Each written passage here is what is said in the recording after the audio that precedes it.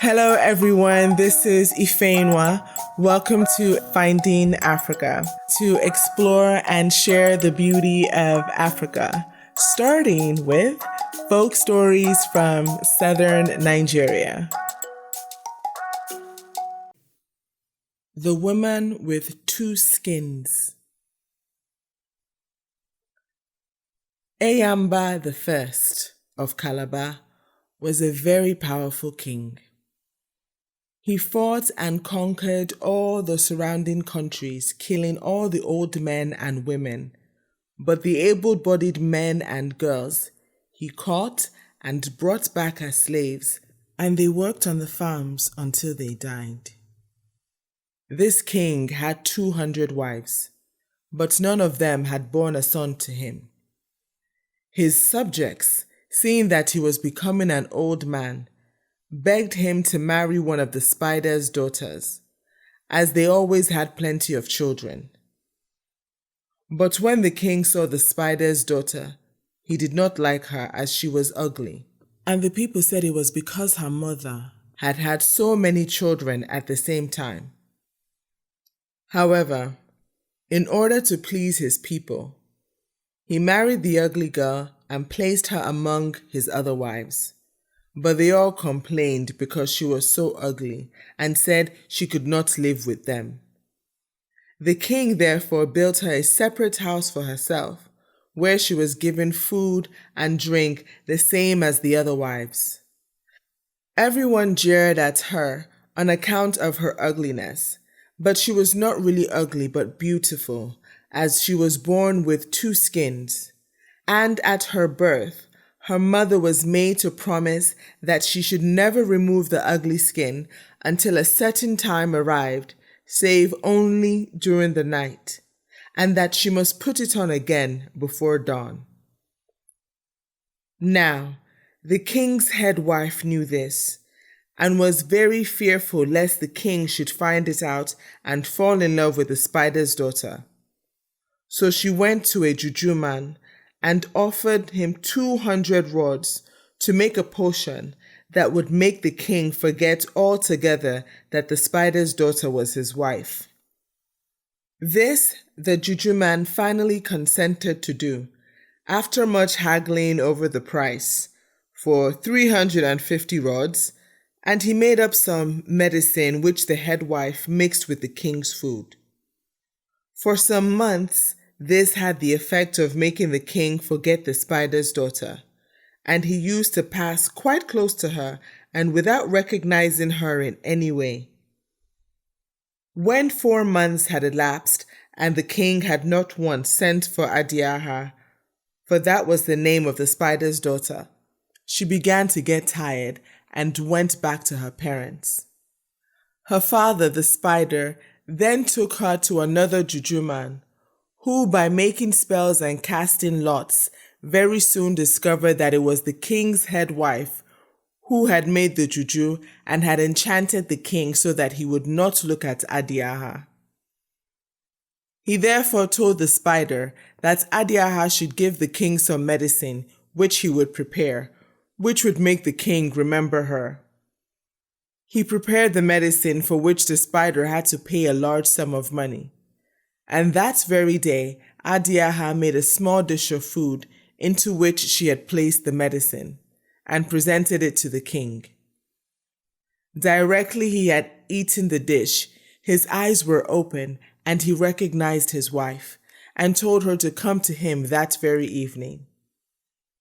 So in the afternoon, being very joyful, she went down to the river and washed, and when she returned, she put on her best cloth and went to the king's palace. Directly it was dark and all the lights were out, she pulled off her ugly skin, and the king saw how beautiful she was, and was very pleased with her. But when the cock crowed, Adiaha pulled on her ugly skin again and went back to her own house. This she did for 4 nights running, always taking the ugly skin off in the dark and leaving before daylight in the morning. In course of time, to the great surprise of all the people, and particularly of the king's 200 wives, she gave birth to a son. But what surprised them most of all was that only one son was born, whereas her mother had always had a great many children at a time, generally about 50. The king's head wife became more jealous than ever when Adiaha had a son.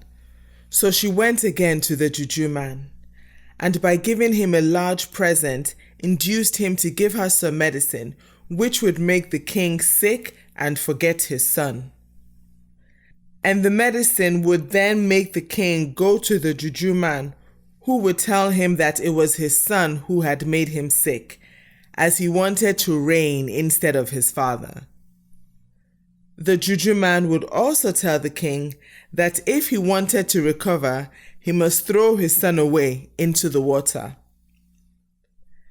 And the king, when he had taken the medicine, went to the juju man, who told him everything as had been arranged with the head wife. But at first, the king did not want to destroy his son. Then his chief subjects begged him to throw his son away and said that perhaps in a year's time he might get another son. So the king at last agreed and threw his son into the river, at which the mother grieved and cried bitterly. Then the head wife went again to the juju man and got more medicine, which made the king forget Adiaha for 3 years, during which time she was in mourning for her son. She then returned to her father, and he got some more medicine from his juju man, which Adiaha gave to the king. And the king knew her and called her to him again, and she lived with him as before. Now, the juju who had helped Adiaha's father, the spider, was a water juju, and he was ready when the king threw his son into the water and saved his life and took him home and kept him alive. And the boy grew up very strong.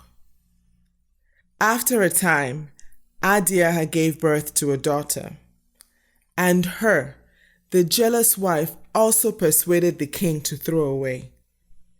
It took a longer time to persuade him, but at last he agreed and threw his daughter into the water too and forgot Adiaha again. But the water juju was ready again, and when he had saved the little girl, he thought the time had arrived to punish the action of the jealous wife. So he went about amongst the head young men and persuaded them to hold a wrestling match in the marketplace every week. This was done, and the water juju told the king's son, who had become very strong and was very like to his father in appearance, that he should go and wrestle, and that no one would be able to stand up before him. It was then arranged that there should be a grand wrestling match, to which all the strongest men in the country were invited, and the king promised to attend with his head wife.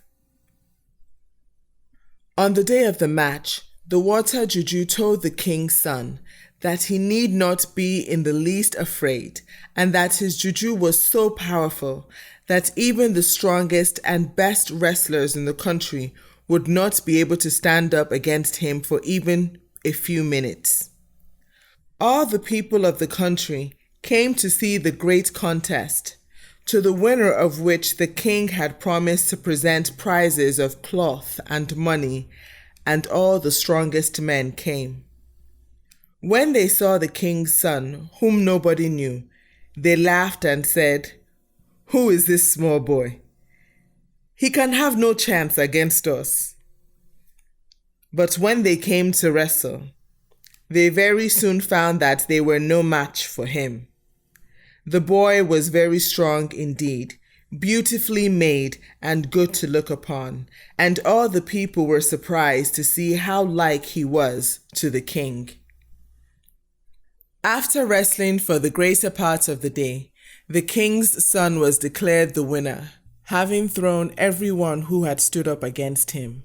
In fact, some of his opponents had been badly hurt and had their arms or ribs broken owing to the tremendous strength of the boy.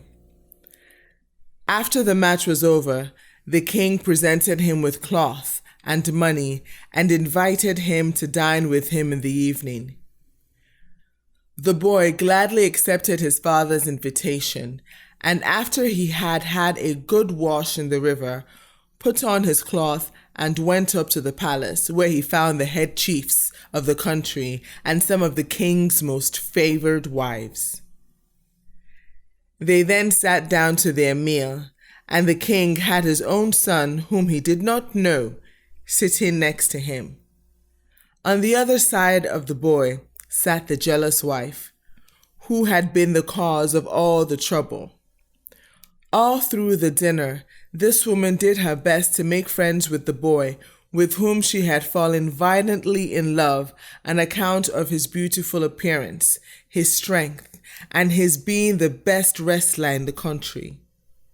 The woman thought to herself, "I will have this boy as my husband is now an old man and will surely soon die." The boy, however, who was as wise as he was strong, was quite aware of everything the jealous woman had done, and although he pretended to be very flattered at the advances of the king's head wife, he did not respond very readily and went home as soon as he could. When he returned to the water juju's house, he told him everything that had happened, and the water juju said, "As you are now in high favor with the king, you must go to him tomorrow and beg a favor from him. The favor you will ask is that all the country shall be called together, and that a certain case shall be tried, and that when the case is finished, the man or woman who is found to be in the wrong shall be killed by the Egbos before all the people." So, the following morning, the boy went to the king, who readily granted his request, and at once sent all round the country appointing a day for all the people to come in and hear the case tried. Then the boy went back to the water juju, who told him to go to his mother and tell her who he was, and that when the day of the trial arrived, she was to take off her ugly skin and appear in all her beauty, for the time had come when she need no longer wear it. This the son did. When the day of the trial arrived, Adiaha sat in a corner of the square, and nobody recognized the beautiful stranger as the spider's daughter. Her son then sat down next to her and brought his sister with him.